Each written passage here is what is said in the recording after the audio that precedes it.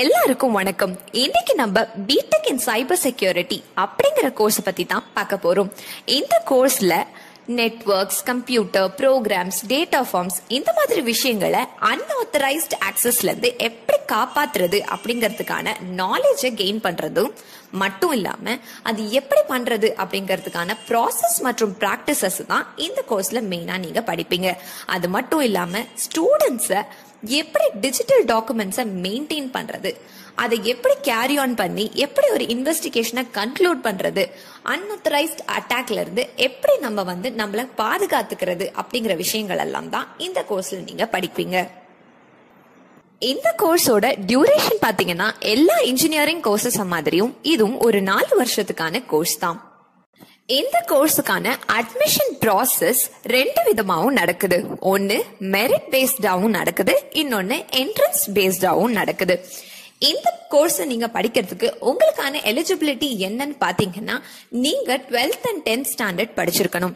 12th ஸ்டாண்டர்ட்ல maths, physics, chemistry, computer science இருக்க ஒரு கோர்ஸ் எடுத்து படிச்சிருக்க வேண்டியது ரொம்ப ரொம்ப அவசியம். அப்படி படிச்சு நீங்க போர்டு எக்ஸாம்ஸ்ல 50% மேல மார்க் ஸ்கோர் பண்ணிருக்கணும். அப்படி இல்லைன்னா சைபர் செக்யூரிட்டில டிப்ளமா படிச்சிருந்தாலும் நீங்க இந்த கோர்ஸை சூஸ் பண்ணலாம். இந்த கோர்ஸை படிச்ச ஒரு கேண்டிடேட்டுக்கு எந்த மாதிரியான ஜாப் பொசிஷன்லாம் கிடைக்கும்னு பாத்தீங்கன்னா, நீங்க செக்யூரிட்டி அனலிஸ்ட் ஆகலாம், செக்யூரிட்டி ஆர்கிடெக்ட் ஆகலாம், செக்யூரிட்டி சாஃப்ட்வேர் டெவலப்பர் ஆகலாம், கிரிப்டோ அனலிஸ்ட் ஆகலாம், செக்யூரிட்டி இன்ஜினியர் ஆகலாம், கிரிப்டோகிராஃபர் ஆகலாம், இல்லைன்னா நீங்க செக்யூரிட்டி கன்சல்டன்டா கூட ஆகலாம்.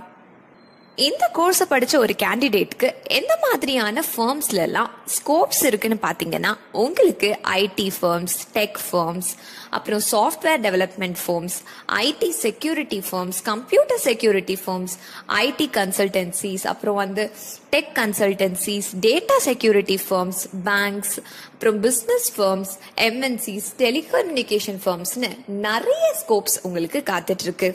இந்த கோர்ஸ் படிச்ச ஒரு கேண்டிடேட்டை எந்த மாதிரியான ரெக்ரூட்டர்ஸ்லாம் ரெக்ரூட் பண்றாங்கன்னு பாத்தீங்கன்னா, உங்களுக்கான top recruiters Amazon, Nokia, Infosys, பிங்கெஸ்டட், ஆப்பிள், போயிங், அதுக்கப்புறம் capital one, Cisco, federal reserve bank of New York, அப்புறம் General Motors, Intel, Lockheed Martin, அப்புறம் நார்த்ரோப் கிராமர், அப்புறம் பேஷன் ஃபர்ஸ்ட் இந்த மாதிரியான டாப் கம்பெனிஸ்லாம் உங்களை ரெக்ரூட் பண்றதுக்காக ரெடியா இருக்காங்க.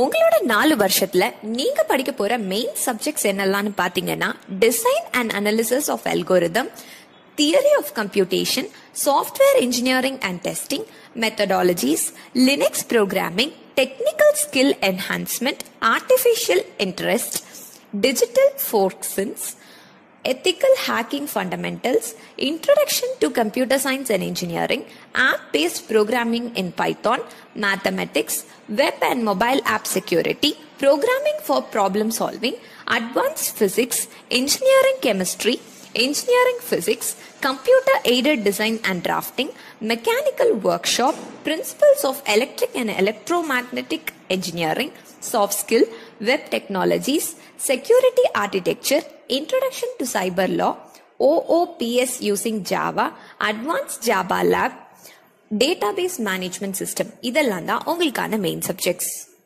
இந்த கோர்ஸை படிக்கிறதுக்கு உங்களுக்கு எந்த மாதிரியான ஸ்கில்ஸ் எல்லாம் இருக்கணும்னு பாத்தீங்கன்னா, உங்களுக்கு problem solving skills, practical approach, executive skills and ability, எக்ஸலண்டான கரியர் ரன் பண்றதுக்கு இந்த மாதிரியான ஸ்கில்ஸ் எல்லாம் ரொம்ப ரொம்ப அவசியமா இருக்கு. இந்த கோர்ஸை படிச்சு வேலைக்கு போற ஒரு ஃப்ரெஷருக்கு 40,000 இருந்து 80,000 வரைக்கும் ஒரு மாசத்துக்கு சம்பளம் கண்டிப்பா கிடைக்கும். இதே நீங்க 1 இருந்து 3 வருஷம் எக்ஸ்பீரியன்ஸ்ட் ஆயிட்டீங்கன்னா உங்களுக்கு 1 லட்சத்துல இருந்து 2 லட்சம் வரைக்கும்